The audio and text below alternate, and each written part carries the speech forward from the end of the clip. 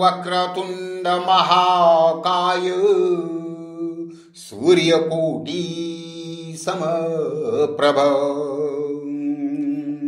निर्विघ्नं कुरु मे देव सर्वकार्येषु सर्वदा। गुरुर्ब्रह्मा गुरुर्विष्णु गुरुर्देवो महेश्वरः गुरु साक्षात् परब्रह्म तस्मै श्री गुरुवे नमः।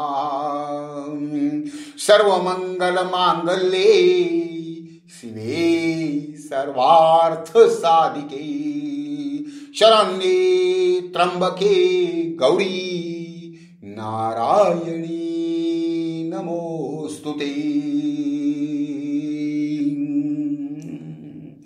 कुंडलिका वरदे हरिविठ्ठल श्री ज्ञानदेव तुकाराम श्री गुरुदेव दत्त। ह भ प दिनकर तथा श्री दिनकर रंगराव महाडिक मुक्काम पोस्ट इटकरी तालुका वाळवा जिल्हा सांगली हे देत आहेत त्यांचे श्री शिवलीलामृत ग्रंथावरील प्रवचन उगवला निजबोध तरणी। प्रवचन उगवला निजबोध तरणी। ओम नमो जी शिवा अपरिमिता आदि अनादि मायातीता पूर्ण ब्रह्मानंदा शाश्वता हे रंबताता जगद्गुरो ज्योतिर्मय स्वरूपा पुराण पुरुषा अनादि सिद्धा आनंदवन विलासा माया चक्र चालका अविनाशा अनंत वेशा जगत्पते जय जय विरूपाक्षा पंचवदना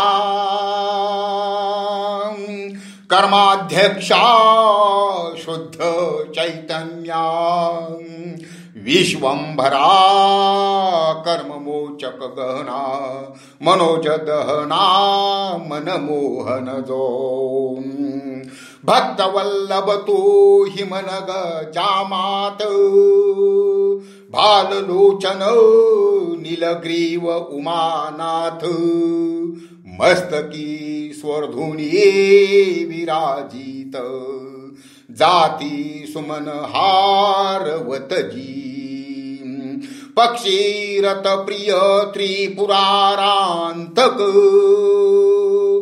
यक्षपति मित्र प्रतापार्क दक्षमख विध्वंसक मृगांक निष्कलंक तव मस्तकी विशाल भाळ कर्पूर गौरवर्ण काकुल भक्षक निज भक्त रक्षण विश्व साक्षी भस्म लेपन भयमोचन भवहारक जो सर्ग स्थित्यंत कारण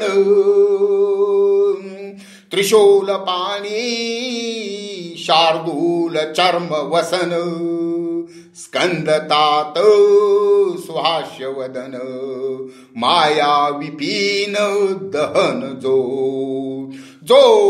सच्चिदानंद निर्मळ शिव शांत ज्ञान घन अचळ जो भानुकोटी तेज अडळ सर्व काळ व्यापक जो सकल कलिमल दहन कल्मष मोचन अनंत ब्रह्मांड नायक जगरक्षण पद्मजतात मनरंजन जनन मरण नाशक जो कमलोद्भव कमलाकर दशशत मुख दशशत कर दशशत नेत्र सूर भूसूर अहोरात्र ध्याती जया भव भवांतक भवानी वर स्मशानवासी गिरा अगोचर सोजो सोर्दुनी तिरविहार विश्वेश्वर काशीराज जो पुंडलिका वरदे हरिविठ्ठल श्री ज्ञानदेव तुकाराम श्री गुरुदेव दत्त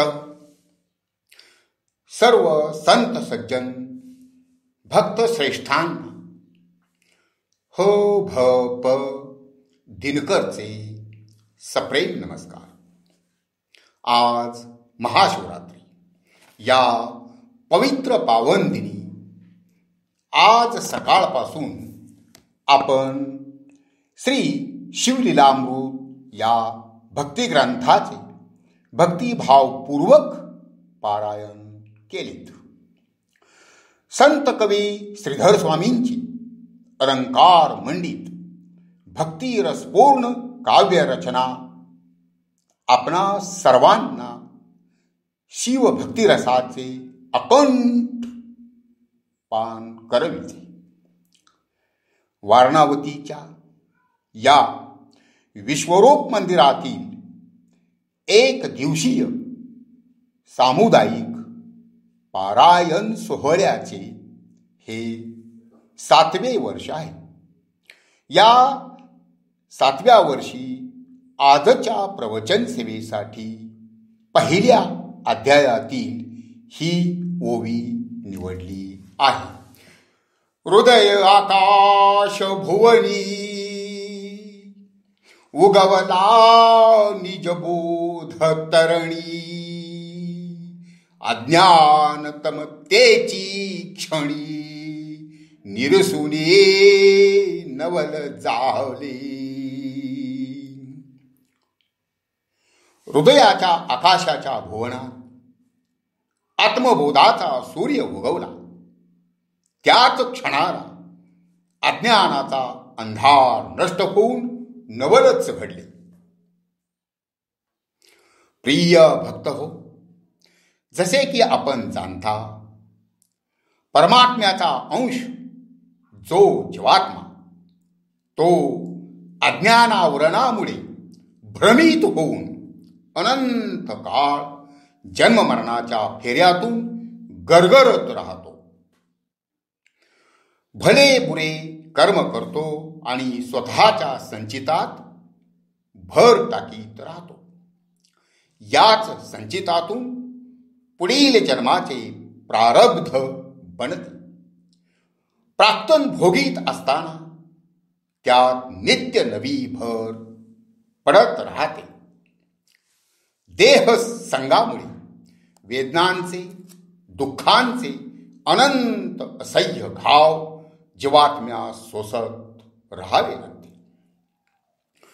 हजारो जन्मांची सुकृते देवभक्ती एखाद्या जन्मात फळास येऊन त्यावर सद्गुरु कृपा होते.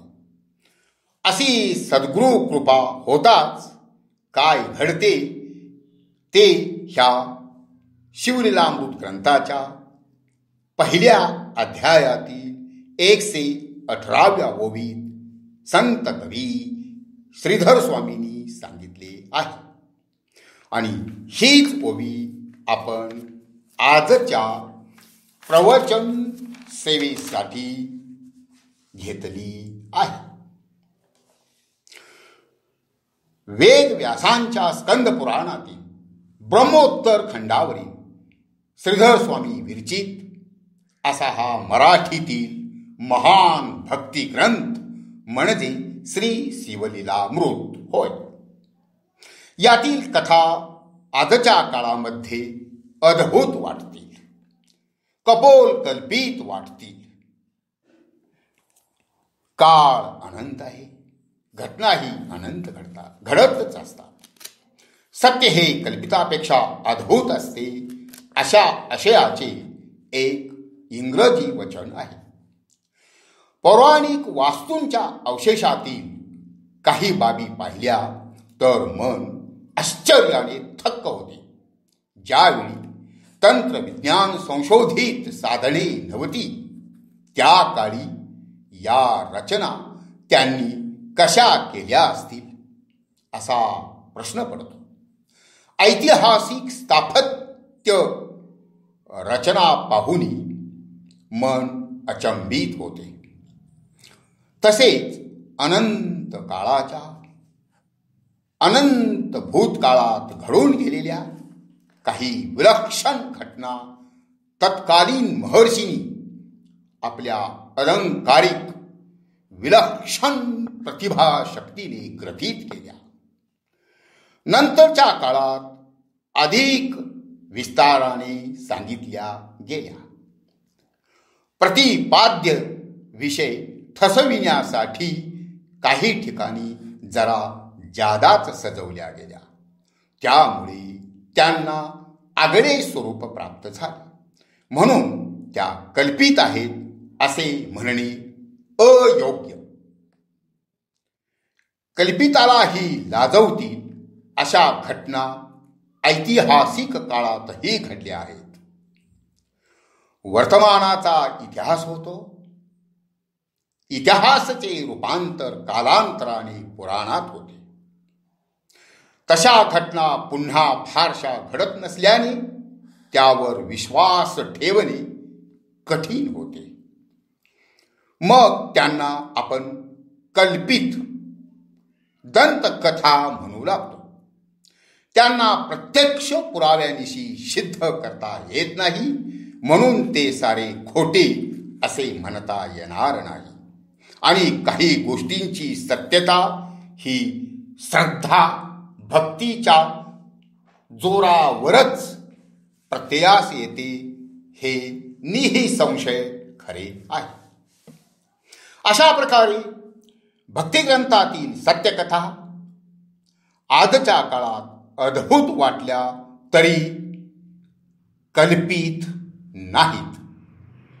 कथनातील भक्तिभावनेची तीव्रता मुळीच कल्पित नाही. परमेश्वरावरील श्रद्धा पराकोटीची आहे.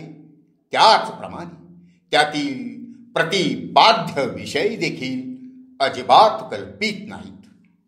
भक्ती, ज्ञान, वैराग्य, कर्म, व्यवहार इत्यादी विषयांरूप अशा या कथा मनावर ठसतात. त्यामागील गूढार्थ कळत न कळत हृदयात उतरतो हे निःसंशय. एखाद्या पक्व फळावरची मनोहर आकर्षक साल माणसाला त्या फळाकडे आकर्षित करते. माणूस ते फळ झाडावरून काढून किंवा बाजारातून विकत घेतो. एकदा ते फळ ताब्यात आले म्हणजे मग त्यावरची साल काढून टाकून तो आतला गाभा खातो किंवा फळ रसाळ असेल तर त्याचा रस काढून फक्त रसाचे प्राशन करतो. तसेच अशा अलंकारिक पौराणिक कथांचे असते. त्या कथा माणसाचे मन आकर्षित करून घेतात. श्रद्धा भक्तीच्या सामर्थ्यावर त्यांचे पारायण केले जाते.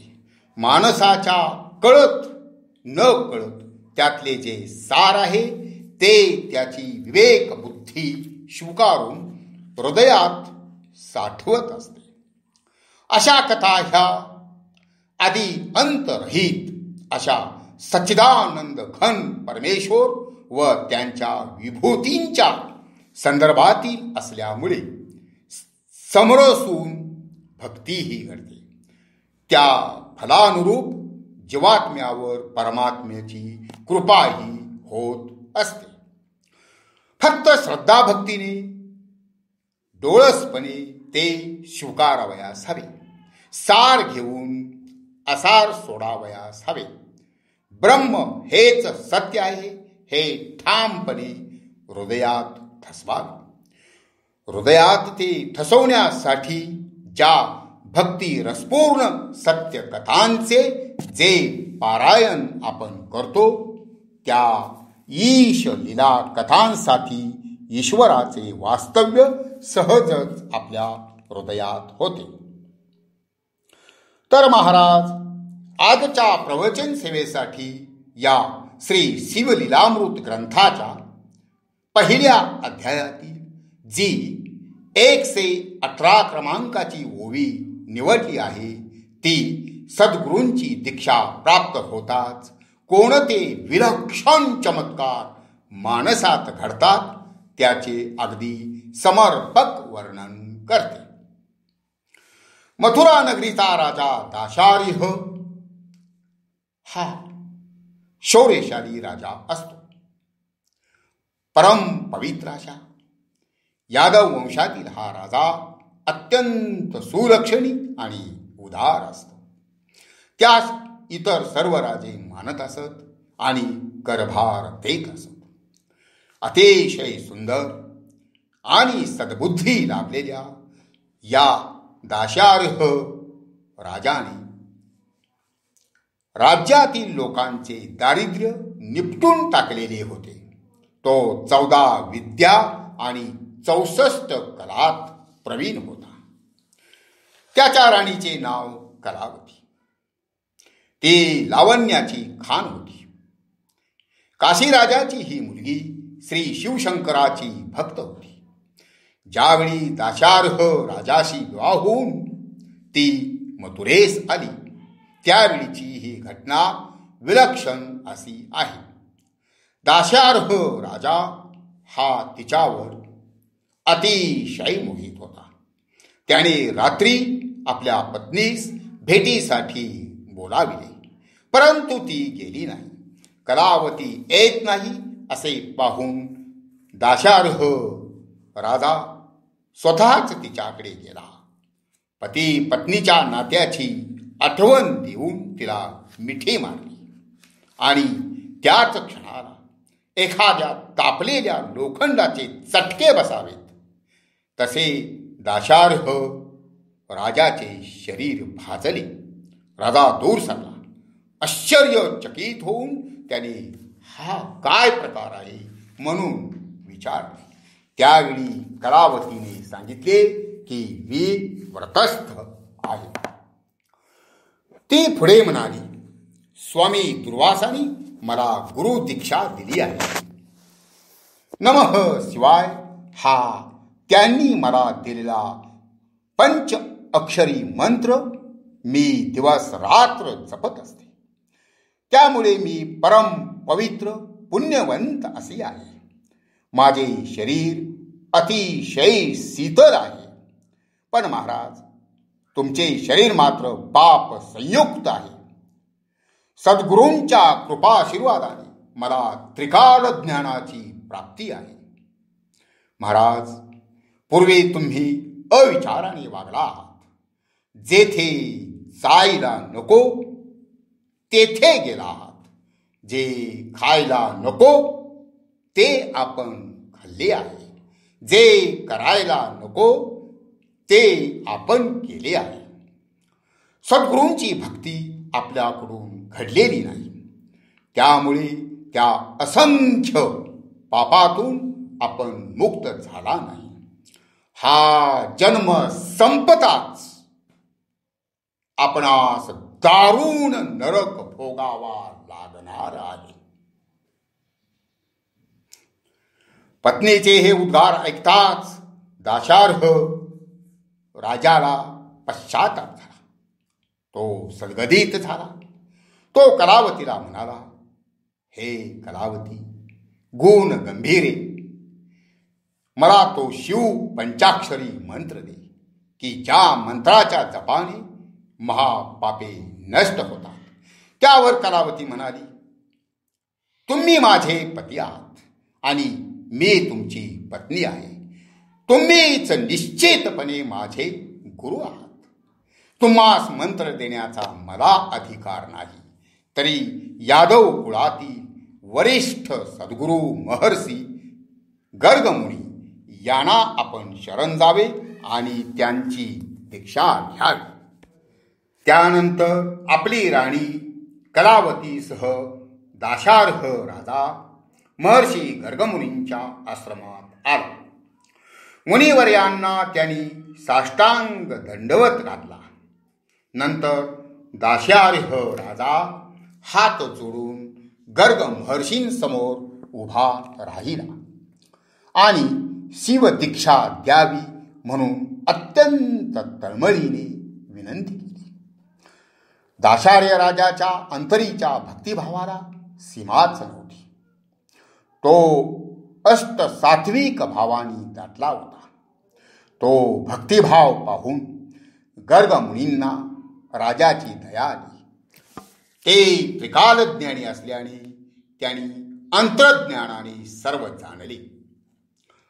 दाशार्ह राजास घेऊन महर्षी गर्ग यमुना नदीतीरी आले. तेथे गर्गमुनी पुण्यवृक्षाखाली बसले व उभयतांना स्नान करून येण्यास सांगितले. त्या आज्ञेनुसार पती पत्नींनी यमुना स्नान करून यथासांग शिवपूजन केले. नंतर ते गर्गमुनीपाशी आले. दाशार्य कलावतीने सद्गुरू महर्षी गर्गमुनींचे अत्यंत भक्तिभावाने षोडशोपचाराने पूजन केले. तन मन धन यानिशी दाशार्ह राजा गर्गमुनींच्या चरणी लागला. त्यानंतर तो हात जोडून त्यांचे समोर उभा राहिला. महर्षी गर्गमुनी प्रसन्न झाले. त्यांनी दाशार्ह राजास उरी कवटाळले. त्याच्या मस्तकावर वरदहस्त ठेवून कानात शिव षडाक्षर मंत्र सांगितला. राजास सद्गुरू महर्षी गर्गमुनींची दीक्षा प्राप्त झाली. त्या क्षणी जो चमत्कार राजाच्या तनमनात घडला ते सांगताना श्रीधर स्वामींनी ही अप्रतिम ओवी प्रगट केली. हृदयाकाश भुवनी उगवला निजबोध तरणी, अज्ञान तमतेचे क्षणी निरसुनिये नवल झाले. भक्त हो, पहा सद्गुरू दीक्षेचा महिमा किती अपरंपार आहे. श्रीमद ज्ञानेश्वरी मध्ये तर अनेक वेळा सद्गुरू नमन केले आहे. सद्गुरू कृपेचे फलित काल तर संत श्रेष्ठ ज्ञानेश्वर माऊली ज्ञानेश्वरीत म्हणतात, मज हृदये सद्गुरू जेणे तारिलो हा संसार पुरू, म्हणून विशेष अत्यादुरू विवेकावरी. सद्गुरू कृपेचे सामर्थ्य इतके प्रचंड असते की अशी कृपा प्राप्त व्यक्ती संसार रूपी पुरातून तरुण स्वस्वरूपाच्या किनाऱ्यास लागते. संत कवी श्रीधर स्वामी विरचित या श्री शिवलीलामृत ग्रंथाच्या पहिल्या अध्यायात नमन, गुरुमहिमा, दाशार्ह कलावती आख्यान, गुरुमंत्र, गुरु दीक्षा आणि सद्गुरू दीक्षेचे परिणाम या बाबींचे कथन आहे. हे आपणास ज्ञातच आहे. महर्षी गर्गमुनींनी दाशार्ह राजास षडाक्षरी शिवमंत्र प्रदान करताच त्याच्या हृदयाकाशात बोधाचा सूर्य उगवला आणि अज्ञानाचा अंधार अर्थातच त्या क्षणीच नष्ट झाला. सूर्योदयानंतर क्षणभरही अंधार या सृष्टीवर जसा राहू शकत नाही, तसा ज्ञान सूर्याचा उदय हृदय आकाशात झाला की अज्ञानाचा अंधार त्या क्षणीच नष्ट होऊन ज्ञानाचा प्रकाश सबोवर फाकतो. या शिव षडाक्षरी मंत्राचे सामर्थ्य एवढे प्रचंड होते की राजाच्या शरीरातून कोट्यावधी कावळे निघून पळून गेले. कित्येक कावळ्यांचे पंख जळाले. चरफडतच काही बाहेर आले आणि भस्म होऊन गेले. हे सांगताना संत कवी श्रीधर स्वामी म्हणतात, जैसा किंचित पडता कृषाण दग्ध होय कंटकवन, तैसे काक गेले जळोन देखून ये राव नवल करी. ज्याप्रमाणे अग्नीची थोडीशी ठिणगी पडल्यावर काट्या कुट्यांचे वन जळून जाते, त्याप्रमाणे सद्गुरु कृपेने प्रदान शिव षडाक्षरी मंत्राच्या प्रभावाने कावळे जळून गेल्याचे पाहून राजा इतका आश्चर्यचकित झाला की त्याने सद्गुरु महर्षी गर्गमुनींना वंदन करून विचारले, हे असंख्य कावळे कसे निघाले?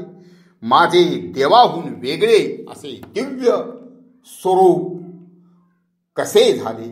आता हे अद्भुत वर्णन ऐकून ते शुद्ध काल्पनिक आहे, थपेबाजी आहे असे वाटणे साहजिकच आहे.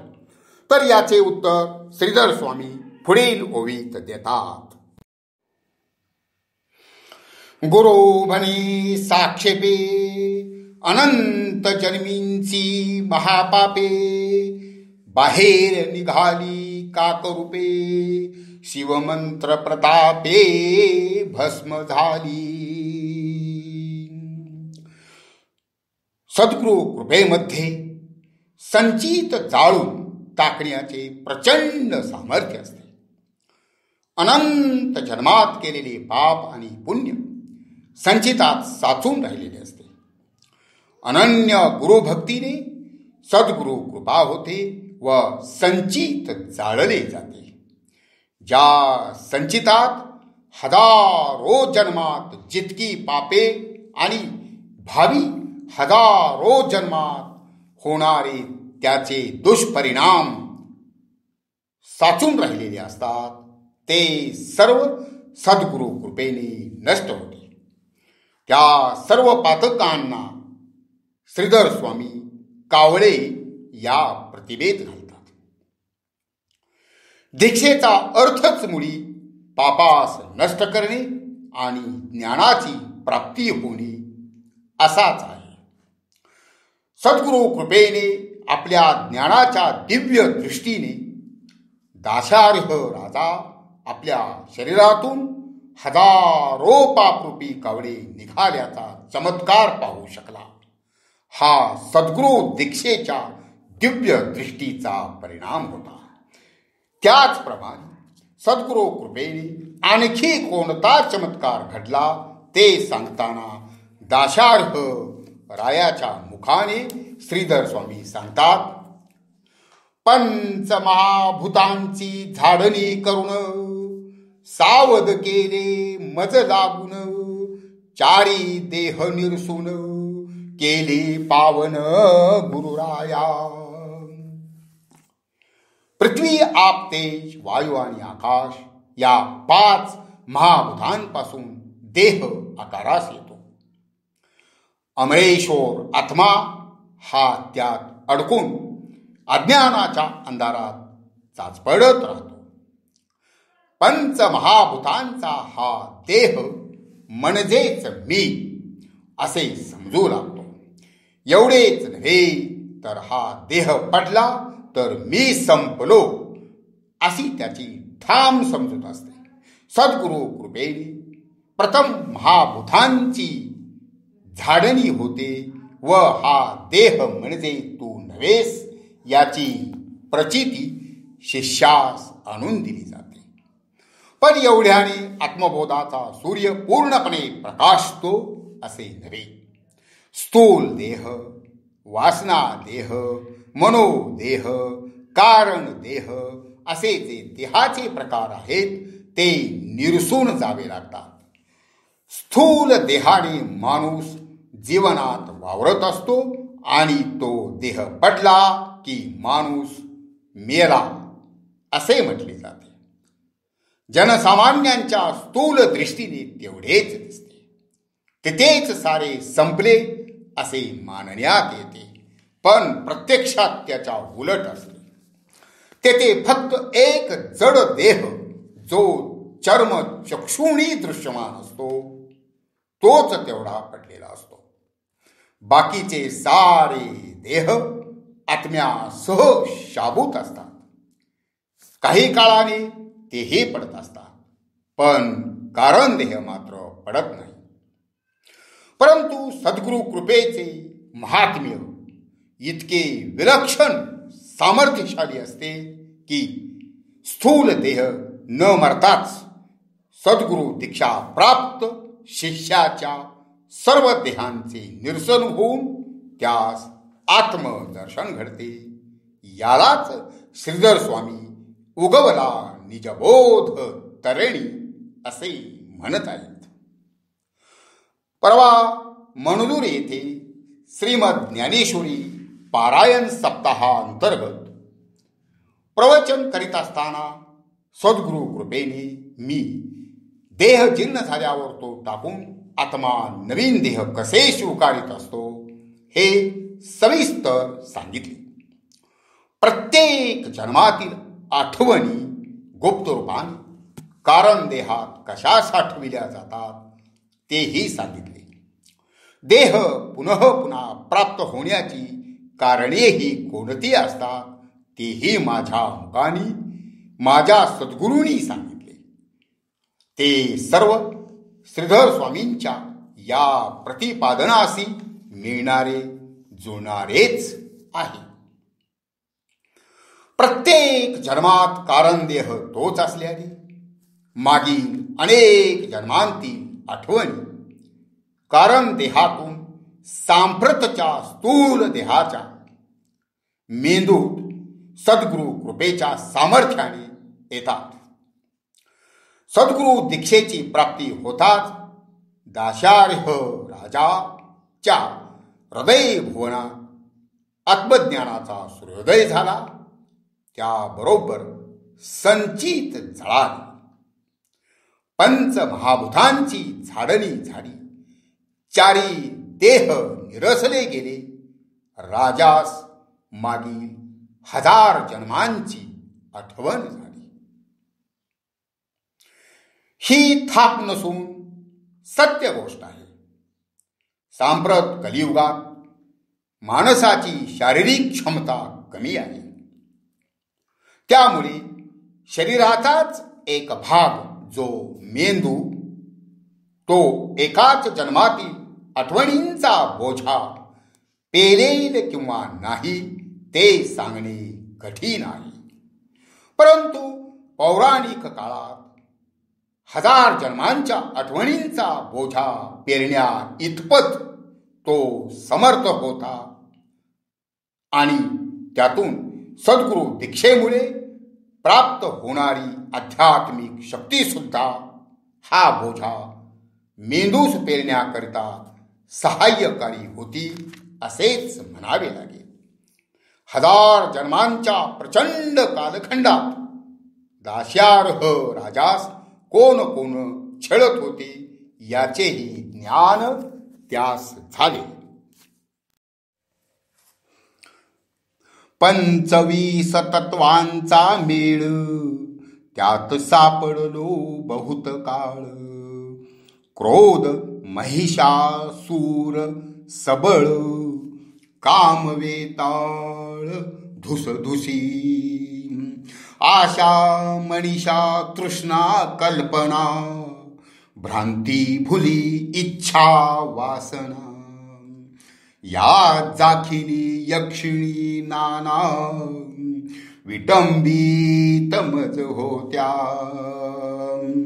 आयसा हा अवघा माया मेळ तुवा निरसिला तात्काळ धन्य पंचाक्षरी मंत्र निर्मळ गुरु दयाळ धन्य तू.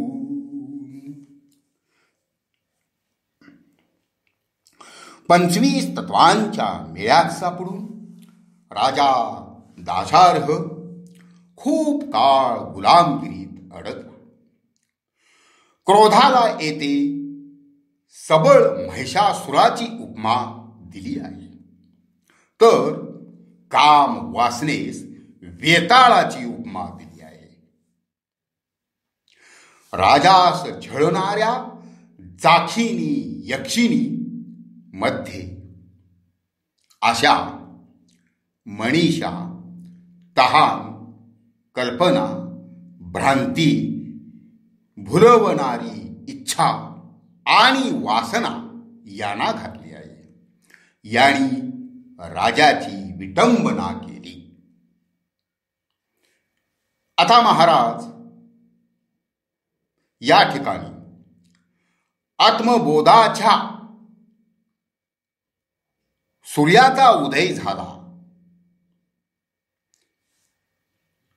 त्याच्या प्रकाशात दाशार्ह राजास त्याला छळणाऱ्या महिषासूर वेताळ जाखिनी यक्षिणी या मूळ रूपात दिसल्या, म्हणून त्यांचे खरे रूप कळू आले.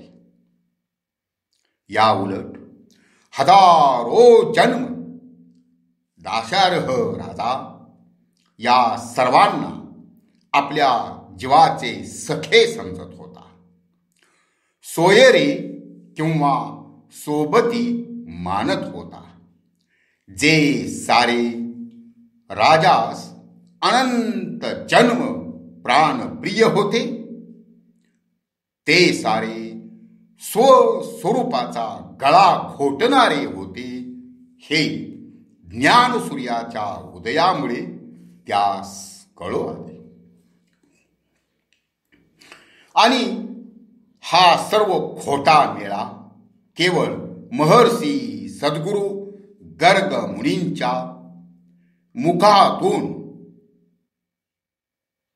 प्रदादित षडाक्षरी शिव मंत्राच्या सामर्थ्यामुळे राजास कळून आला. त्यामुळे राजाने सद्गुरुरायास धन्यवाद दिले.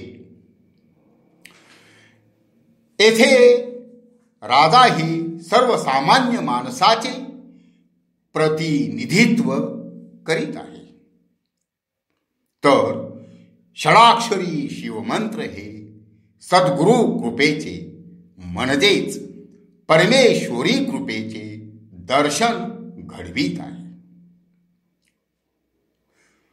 सर्वसाधारणपणे माणसास वाटत असते की आपण काही पाप केलेले नाही, तरी माझ्या मागे दुःख का? परंतु मानवी देहाकडून कळत न कळत असंख्य पापे त्याच्या मागील जन्मात घडलेली असतात व याही जन्मात घडत असतात. प्रसंगी माणसास त्याची जाणीवही होत असते. आपल्या हातून अमुक एक पाप घडले, पण ते कुणी पाहिले नाही, सुटलो अशी त्याची ठाम कल्पना असते. एखादे पापकर्म अगदी जाणून बुजून पण बेमालूमपणे केले तर स्वतःच्या हुशारीवर खुश होऊन कसे ठकविले करून सावरून नामा निराळा राहिलो असे समाधान मानतो.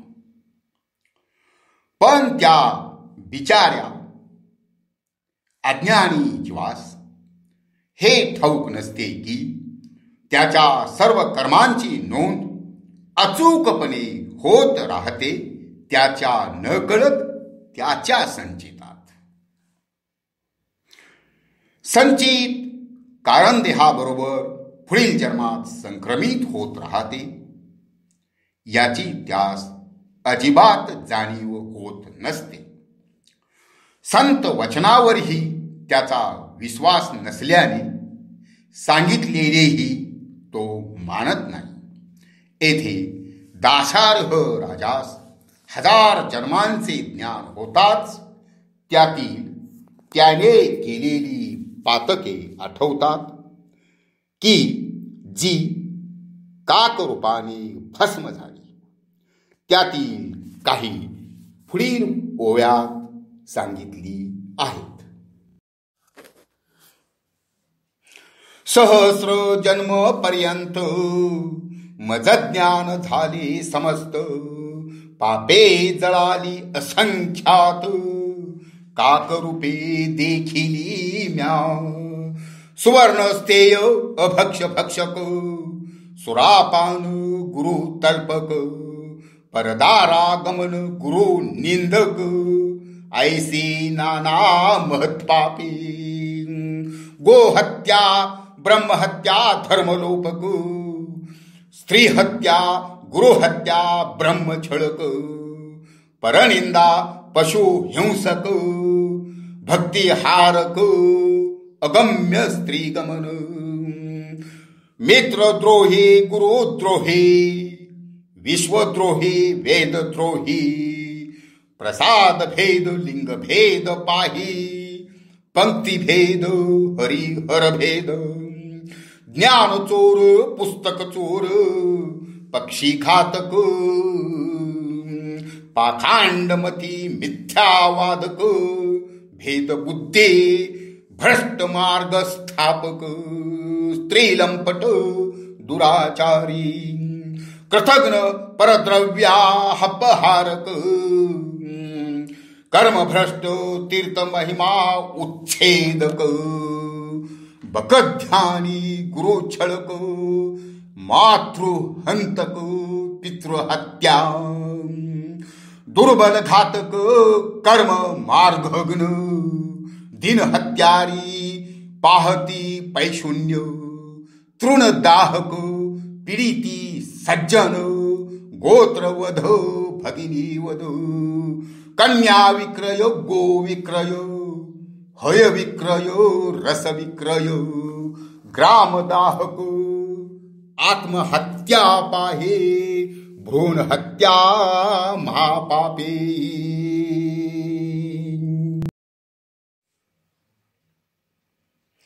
इतकी आणि एवढी मोठी पापे राजा दाशार्ह च्या 1000 जन्मांच्या संचितात होती. भ्रूण हत्या म्हणजे बाळ हत्या ते महापापात गणले आहे. बाळ हत्या कोणकोणत्या कारणासाठी केल्या जातात हे सांगण्याचे हे ठिकाण नव्हे, परंतु त्या पुढचे एक मात्र या ठिकाणी नमूद करणे गरजेचे आहे. भक्त हो,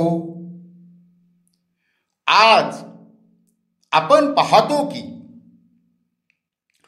गर्भलिंग निदान करून मुलीचा गर्भ असेल तर तो पाडून टाकण्याची नीच प्रवृत्ती समाजात बोकाळली आहे.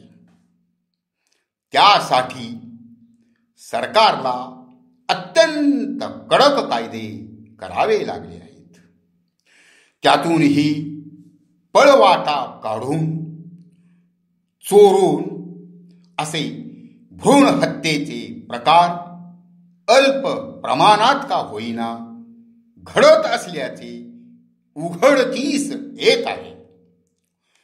भ्रूण हत्या हे महापाप ठरले आहे. कायद्याच्या भीतीपेक्षा माणसाने स्वतःच्या आचरणावर नैतिक बंधन घालून असे भ्रूण हत्या करण्याचे प्रकार अजिबात करू नयेत. अशा पापाचा झाडा येथे आणि परलोक या दोन्ही ठिकाणी द्यावाच लागतो, हे पक्के लक्षात ठेवावे. कायद्याच्या कडक अंमलबजावणीचे अतिशय चांगले परिणाम समोर येऊन अशा भ्रूण हत्या होण्याच्या प्रकारास मोठाच आळा बसला आहे. ही एक मनास सुखावणारी आणि सामाजिक समतोल साधणारी अशी चांगलीच गोष्ट झाली आहे. शिवाय मानवाची एका महापापापासून न कळत मुक्तता झाली आहे. संतांची शिकवण साऱ्या समाजास सर्व काळात अतिशय उपयुक्त असते. दाशार्य राजाची मागील अनेक जन्मांची जी महापापे येथे श्रीधर स्वामींनी वर्णन केली आहेत, त्यावर बोध घेऊन जर मानवाने आपल्या वर्तणुकीत ती खडूच न देण्याची दक्षता घेतली तर व्यक्ती आणि समाज या दोहोंनाही केवढे स्वास्थ्य लाभेल. इहलोक सुसह्य होऊन परलोकी हे उत्क्रांती होतच राहील. आता येथे एक प्रश्न जरूर उत्पन्न होतो, तो म्हणजे एवढी सारी महापापे संचितात असताना दाशार्ह राजास मानवाचा जन्म लाभलाच कसा, आणि तोही राजाचा? याचे उत्तर पुढील ओवीत आहे. महापापे सांगितली, क्षुद्र पापे नाही गणिली, इतुकी काकरूपे निघाली, भस्म झाली प्रत्यक्ष. काही गाठी होते पुण्य परम, मनोनी नरदेह पावलो उत्तम. गुरु प्रतापे तरलो निःसीम, काय महिमा बोलू. लहान सहान पापांची गणती दाशार्ह राजाने केली नाही, आणि ती करणार तरी कशी? त्यांची संख्या केवळ असंख्य अशीच असते. पण एवढी महापापे सद्गुरु कृपेने भस्म झाली. त्या गुरु कृपेचा मोठेपणा वर्णन करणेही अशक्य आहे. राजकुळात दाशार्ह राजास मानव जन्म मिळण्याचे मोठे कारण येथे नमूद केले आहे, आणि ते म्हणजे राजाच्या संचितात मोठे पुण्यही गाठीस होते. त्याचा ठेवा या जन्मी समाप्त होऊन राजास पुढे दारुण नरक वास होता. हे त्रिकाल ज्ञानी कलावतीने राजास अगोदरच सांगितले असल्याचे आपणास ज्ञात आहेच. पण त्यापूर्वीच महर्षी गर्ग मुनींच्या सद्गुरु दीक्षेने शिव षडाक्षरी मंत्र सामर्थ्याने राजाचा उद्धार झाला. दारुण पतनापासून त्याचे रक्षण झाले. रौरव नरकवास चुकला. येथे एक गोष्ट अभिमानाने नमूद करावीशी वाटते. ती म्हणजे स्त्री शक्तीचे सामर्थ्य. कलावती सारखी सात्विक महापतिव्रता महिला एखाद्या महापापी पुरुषाचा उद्धार इह परलोकी करू शकते. तशी ही सात्विक स्त्री सर्वांची तारक असतेच असते. गुरु स्तवन करुणी अपार ग्रामासी आला दाशार्य नृपवर सवे कलावती परमचतुर केला उद्धार रायाचा. राजाचा उद्धार स्वतः कलावतीनेच केल्याचे येथे खुद्द श्रीधर स्वामींनीच नमूद केले आहे. दाशार्य राजाने आपल्या राज्यात पुढे काय केले ते पुढील ओवीत पहा. शिव भजनी लाविले सकळ जन घरोघरी होत शिवकीर्तन. रुद्राभिषेक शिवपूजन ब्राह्मण भोजन यथाविधी. अशा रीतीने स्वतःचा उद्धार होताच दाशार्य राजाने साऱ्या प्रजेचा उद्धार करण्यासाठी त्यांना शिवभक्तीस लावले. त्या प्रजाजनांच्या उद्धाराचा मार्ग प्रशस्त केला. एवढी किमया पत्नी महासात्विक कलावतीच्या मार्गदर्शनामुळे महर्षी गर्ग मुनी सद्गुरु पर्यंत पोहोचून त्यांची शिव षडाक्षरी महामंत्राची दीक्षा प्राप्त होऊन आत्मबोधाचा सूर्योदय दाशार्य राजाच्या हृदयाकाशात झाल्यामुळे घडली. आपल्याकडून अशीच शिवभक्ती सदैव घडो.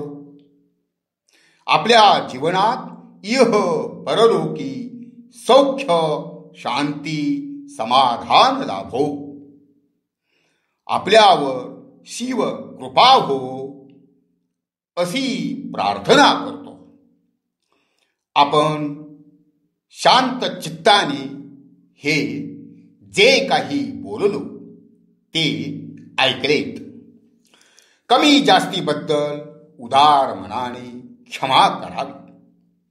आपणास धन्यवाद देऊन जी ओवी आपण आजच्या प्रवचन सेवेसाठी घेतली त्या ओवीने समारोप करतो.